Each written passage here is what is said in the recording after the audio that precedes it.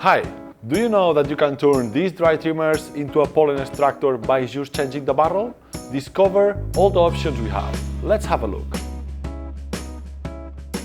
Its hexagonal structure with independent mesh panels allows you to change the micron mesh size or replace a single panel in the case of a break. Choose the micron size that best fits your productions and needs, and make your own dry sift hash from your flowers.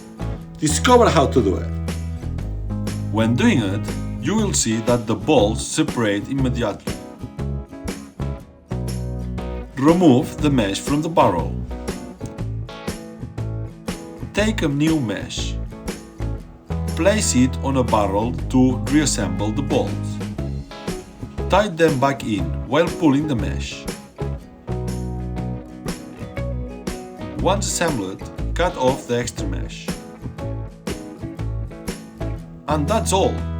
Check out all the possibilities that our machine can offer you. Same great quality, now in a more compact and affordable package. Easy, functional, light.